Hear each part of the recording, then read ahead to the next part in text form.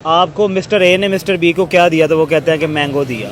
अच्छा। ठीक है, वो एक डिप्लोमेसी वो होती है। दूसरा, अब इसके पीछे ना आप ये कह रहे हैं कि मुहर्रिकात हैं, इसके पीछे आप ये कह रहे हैं करैक्टरिस्टिक्स भी हैं, लिमिटेशंस भी आप लोग कह सकते हैं कि गियो जिसे इंडिया हमारे यहाँ वीट कहते हैं, गंदम कहते हैं, बांग्लादेश में उसकी शॉर्टेज है। ठीक है। और पहले बांग्लादेश जो है वो इंडिया से लेता था, और अभी बांग्लादेश ने 5 इयर्स का जो एग्रीमेंट है वो यूएस के साथ, यूएस घसीट के लेके आया है उनको एग्रीमेंट में कि हम आपको जो है ना वो गंदम एक्सपोर्ट करेंगे, गियो देंगे। ठीक है। अब उससे क्या हुआ है कि वो 5 साल एग्रीमेंट जो है, जहाँ पे इन्हें गंदम वहाँ से इंडिया से 25 रुपए में पड़ती थी, वो अमेरिका से खरीदेंगे वो 100 रुपए पर केजी। वही हमारा वाला हाल हो गया, टमाटर वाला, हमारे टमाटर वाला हाल हो गया है। अब वो एग्रीमेंट करने के बाद बांग्लादेश को समझ आई है कि मैंने 5 ईयर का एग्रीमेंट तो कर लिया है, मेरे पास फॉरेन रिजर्व पहले कोई नहीं है, मेरी इकोनॉमी पहले कोलैप्स कर गई है, पॉलिटिकल इंस्टेबिलिटी ऑलरेडी मेरे पास चल रही है, तो मैं ये किस चक्कर में जो है वो जा रहा हूँ। आप तो मेरी वीडियो पूरी देखते हो लेकिन मेरे चैनल को सब्सक्राइब नहीं करते हो, तो प्लीज़ मेरे चैनल को सब्सक्राइब कीजिए और मेरे आने वाले वीडियो के लिए नोटिफिकेशन बटन दबाना मत भूलिए। जय हिंद, जय भारत, वंदे मातरम। आपने बोला अमन होना चाहिए, ये भाई कहते हैं जंग होनी चाहिए। मैं अपनी भी ओपिनियन दूंगा, लेकिन पहले आप दोनों को सुनूंगा। आप 2-3 रीजंस बता दें क्यों अमन होना चाहिए। उधर देखिए, अमन इसलिए होना चाहिए, एक तो हमारे माली मामला ठीक रहेंगे। अगर हमारी तिजारत होती है इंडिया के साथ, तो जो कि बंद है अभी बिल्कुल ही, ठीक है, तो उसके साथ हमें माली मामलात में बेहतरी आएगी और हमारी इकोनॉमी बेहतर होगी। ठीक है। इस तरह अगर इधर अमन होता है, बजट लगाते हैं वो थोड़ा इतना हमारा जो बजट है दिफाई बजट, उसमें भी कमी आ सकती है। ठीक है, तो और वो जो पैसा बजट दिफाई बजट में लगता है वो हम पर लग सकता है, ठीक हो गई। एजुकेशन में, हेल्थ में, सेक्टर में, दूसरे मामलात में। तीसरी रीजन ये है कि जानी नुकसान भी होता है हर जंग। कहते हैं Karma has a last laugh. भाई कर्मा ने एंड में हंसना था, और वही बात हुई है कि वही बंदा जिसके अगेंस्ट बाइकआउट कर रहे थे, जिसको इनका वजीर मशीर गालियां दे रहा था, आज उसको वो इनवाइट कर रहे हैं विद प्राउड कि भाई आप लोग आए, हमारा 60वां जैसे इंडिपेंडेंस डे है तो वो आके मनाएं। और देखिए, एहतजाज बाइकआउट तब होते हैं जब घर में रोटी पकती है। जब आपको रोटी के लाले बढ़ जाते हैं ना, तो फिर आप बाइकआउट नहीं कर सकते। बाइकआउट किया था इन्होंने इंडिया के साथ, क्या हालात हुए थे। उन्होंने लक्षद्वीप की तरफ जाना शुरू कर दिया, मालदीव सारे के मसले, सारी चीजें बंद, खाना पीना, बिजली, हर इनके पास पानी भी इंडिया से आता, वो भी बंद। मैं वही कह रहा हूँ, हर चीज बंद हो गई थी। तो मेरे ख्याल with in a month Maldives जो था वापस अपनी औकात में आ गया, तो उन्हें पता चल गया था। यार देखिए, रीजन वही दोबारा से बात आती है कि इंडिया के पास पॉपुलेशन का बहुत बड़ा एज है, और पॉपुलेशन के अंदर यूनिटी का बहुत बड़ा एज है। अगर एक उनमें से बाइकआउट करता है तो सारे करते हैं। आप देखें कि उनके जो मशहूर इंडस्ट्रियलिस्ट हो गए या बॉलीवुड के स्टार्स हो गए, वो मालदीव वगैरह में बड़ा ज्यादा टूरिज्म के लिए जाते हैं। तो जब एक बंदा करोड़पति वहां पे जाएगा तो मालदीव को डेफिनेटली वहां से फायदा होगा। जब बाइकआउट हुआ था तो मालदीव को पता चल गया कि नहीं भाई, अब हमारा जाना बंद कर दिया, अब जो हमारा बुरा टाइम शुरू हो चुका है। तो मैं कहता हूँ कि देर आए दुरुस्त से अच्छे पॉइंट पर आ गए हैं। चाइना और इंडिया के बीच बहुत सी चीज़ें सेटल हो रही हैं। अब वीज़ा भी मिल जाएगा, टूरिज्म भी होगी, ट्रेड भी होगी, चाइनीज़ वहाँ पर अपना सामान भी इजीली बेच सकेंगे, और इंडिया चाइना से बहुत ज़्यादा ख़रीदता भी है। तो इसमें पाकिस्तान का क्या रोल होगा? देखिए, चाइना आज तक तरक्की उसने क्यों की है कि वो अपने चुप करके काम करता रहे, किसी से उसने लड़ाई नहीं की है। सही है। अब देखे ना, इंडियन ये सोच रहे होंगे कि हम चाइना से ताल्लुकात अच्छे कर लेंगे और पाकिस्तान को खुदे लाइन लगा देंगे। भाई ऐसा नहीं है, ठीक है ना, ऐसा नहीं है। चाइना हम को हमारी जरूरत है, हमें चाइना की जरूरत है, ठीक है ना। जो चाइना का माल गंदा नहीं बिकता वो हम इंशाल्लाह हम ही खरीदते हैं ना। पूरी दुनिया में जो चाइना की चीज नहीं बिकती है, जो कबाड़ होता है, वो हम लेते हैं कि जी बिस्मिल्लाह हम लेते हैं। उसमें चाइनीज लिखी होते हैं, हम कहते हैं पता नहीं इसमें दुआ लिखी हुई है, ये ले लो। ठीक, अगर कोई मुल्क अच्छा काम कर रहा है, कोई तरक्की कर रहा है, तो आप उसकी तारीफ करने में मुझे लगता है कोई प्रॉब्लम नहीं होनी चाहिए आपको। अभी मैं आपको बात ये कर रहा था, चंद्रयान 3 की बात कर रहा था।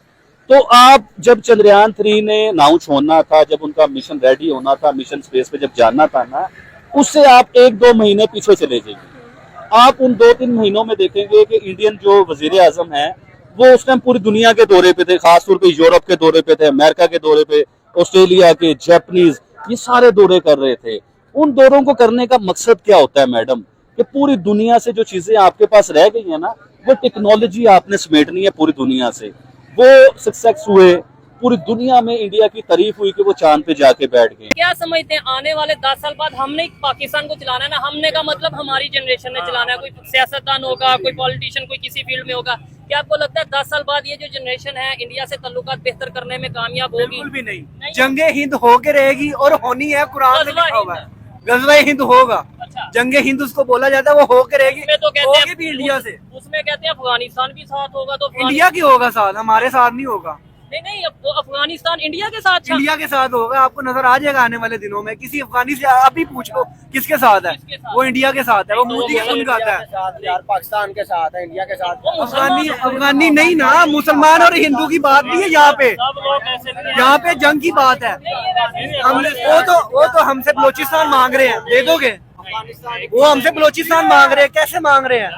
किधर उधर उधर क्या रहते हैं? उधर पख्तून रहते हैं, पश्तून रहते हैं, बलोच रहते हैं। वो हमसे अपना बलोचिस्तान मांग रहे हैं, किस कदर मांग रहे हैं, कैसे मांग रहे हैं? बांग्लादेश को अब समझ आना शुरू हो गया कि आंखें तो इंडिया ने अमेरिका को भी दिखाना शुरू कर दी, और अमेरिकन इंडिया जो है वो तो कैंप में जा रहा है, रशिया के कैंप में जा रहा है। और इंडिया को तो किसी किस्म की ज़रूरत जो है वो सैंक्शंस चाहे लग भी जाए तो इंडिया को इससे फ़र्क नहीं पड़ता। तो उसे भी ये रियलाइज़ होना शुरू हो गया कि अगर इंडिया रशिया के लिए मैटर करता है, इंडिया के और चाइना के रिलेशन जो हैं, रिसेंटली मार्च आपके अप्रैल और मई के दरमियान पाकिस्तान की रिटेलिएशन के बावजूद चाइना और इंडिया के रिलेशन जो है बिल्ड हो रहे हैं, तो क्यों ना मैं रिलेशन जो है बिल्ड करूँ। दूसरी रीज़न ये है कि अभी आपने देखा कि लास्ट टाइम जुलाई में ये जो है रेवोल्यूशन जो है ये स्टार्ट हुआ था शेख हसीना वाजिद के ख़िलाफ़ 2024 में, और अगस्त में जो है वो जाके 3 अगस्त को जो है शेख हसीना वाजिद को जो है वो तख्ता पलट हो गया था, छोड़ के जाना पड़ा था। अभी दोबारा अवामी लीग और कुछ नाराज़ लोग जो थे बांग्लादेश के, वो दोबारा सड़कों पे हैं। आप लोगों ने न्यूज़ जो है वो ऑलरेडी पढ़ी हुई होंगी।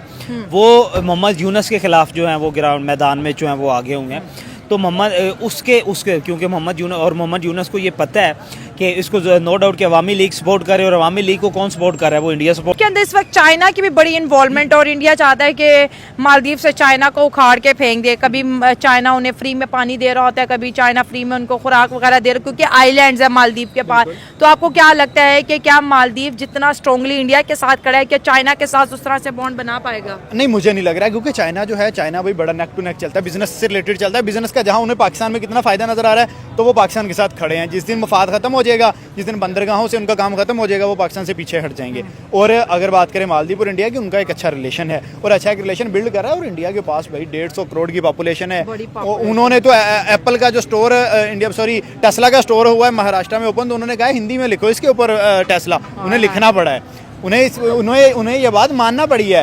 एप्पल वाले आए थे तो उन्होंने कहा था कि यहाँ से मैन्युफैक्चर होंगी चीज़ें, तो मतलब वो दुनिया को डंके की चोट पे मनवाते हैं कि भाई अगर हमारी कंट्री में उनके पास मिडिल क्लास आता है ना। बिल्कुल, हमें बिलियनर तो है, मिडिल क्लास की वजह से उनकी चलती है। भाई मालदीव का बाइकआउट किया, टूरिज्म जीरो पे आ गई। टर्की का बाइकआउट किया, टर्की को भी कई करोड़ों का नुकसान हो रहा है। तो वो एक मिडिल क्लास का भी एज है ना। हाँ, डेफिनेटली यही वो चीजें हैं ना। अभी आप देखें, पाकिस्तान बना रहा था सीपैक, तो जिसे हम कहते थे कि ये एक गेम चेंजर है, हमें कोई गेम चेंज नजर नहीं आया। इसी तरह एक चाबहार पोर्ट बना रहा है इंडिया, अफगानिस्तान, ईरान, ये सब का मुआहदा है। ये 3-4 मुल्क मिलके जो है ना एक वो बना रहे हैं सारा कुछ। तो वो जो चाबहार पोर्ट जो बन रहा है, उसका आपको पता है फायदा क्या है मैडम? ये मैं आपको वो मुस्लिम कंट्रीज का जो आपने मुझे कहा ना, इसका जवाब इसके बीच में आएगा। अब वो पोर्ट क्यों बन रहा है, किस वजह से बन रहा है, वो आपको भी पता है। वो सी पैक के बिल्कुल ऑपोजिट है, उसके सामने है बिल्कुल। अच्छा, उससे क्या होगा? अभी अफगानिस्तान की बात बता रहा हूँ कि अफगानिस्तान के साथ जो हमारे मामला हैं वो पूरी दुनिया को पता है कि उनके साथ मामला हमारे अच्छे नहीं हैं, और वो लोग हमारे ऊपर अटैक करते हैं। और ये गलत है कि हमारे फोर्सेस के ऊपर अटैक होते हैं, फिर हम भी उन्हें जवाब देते हैं। कुछ लोग उनके बीच में, क्योंकि ये ईरान की अपनी गवर्नमेंट के ऑफिशियली बयान है जो मैं आपको बता रहा हूँ, कि वो खुद अपने मुंह से कहते हैं कि कुछ तंजीमें ऐसी हैं कि जो पाकिस्तान पे अटैक कर रहे हैं। तो देखिए क्यों कर रहे हैं भाई। वो इन मदरसों के अंदर बच्चों को किसी दूसरे रिलीजन के बारे में या किसी दूसरी कंट्री के बारे में भी नफरतें सिखाई जा रही हैं, और ग्राउंड में खड़ा किया हुआ उन्होंने तरह तरह के वो नारे लगा रहे हैं और कह रहे हैं काफिरों को ये कर देंगे वो कर देंगे, इस किस्म की बातें भी सिखाई जा रही हैं। एक तरफ तो पाकिस्तान कहता है कि जी हम तो बड़ी पीसफुल कंट्री हैं, और दूसरी तरफ बच्चों के जहनों में जो है इस किस्म की बातें डाली जा रही हैं। और साथ साथ जैसे आपने देखा ही है कि आप भी जैसे बात कर रहे हैं कि कई बच्चों के साथ गलत काम भी मदरसों में किए जाते हैं। उस वक्त इन लोगों को कोई डर खौफ नहीं आता कि यहाँ कुरान रखा है या यहाँ पे नमाज होती है या यहाँ पे कोई इस किस्म की हरकत ना हो। लेकिन ये चीजें सर बहुत टाइम से चल रही हैं। गवर्नमेंट जो है सपोर्ट करती दिखाई देती है, फंड्स इनको मिल रहे हैं, कई फोटोज और कई वीडियोज ऐसी आई हैं जिसमें ये इतना इनको फंड जमा हो जाता है, डोनेशन इतना जमा होता है कि शायद, मैं तो कई बार शो में कहा है कि अगर इन लोगों के पैसे ले लें तो शायद IMF से ना लेना पड़े पाकिस्तान को, इतना फंड इन लोगों के पास है। और फिर यही लोग जिहादी तैयार करके कभी कश्मीर में, कभी फलस्तीन में, कभी कहीं भेज रहे होते हैं। तो ये तमाम चीजें आखिर क्यों जो अथॉरिटीज है उन्हें नजर नहीं आ रही? देखें, अथॉरिटीज़ के अपने इंटरेस्ट भी हैं, वो इन लोगों को इस्तेमाल भी करते हैं, इनके ज़रिए वो जुलूस भी निकलवा देते हैं अगर कोई हुकूमत की ऐसी पॉलिसी हो जो इनको पसंद ना हो, हमारी मुक़तदरा को, इनको जिहाद के लिए भी इस्तेमाल किया जाता है। आप तो मेरी वीडियो पूरी देखते हो लेकिन मेरे चैनल को सब्सक्राइब नहीं करते हो, तो प्लीज़ मेरे चैनल को सब्सक्राइब कीजिए और मेरे आने वाले वीडियो के लिए नोटिफिकेशन बटन दबाना मत भूलिए। जय हिंद, जय भारत, वंदे मातरम।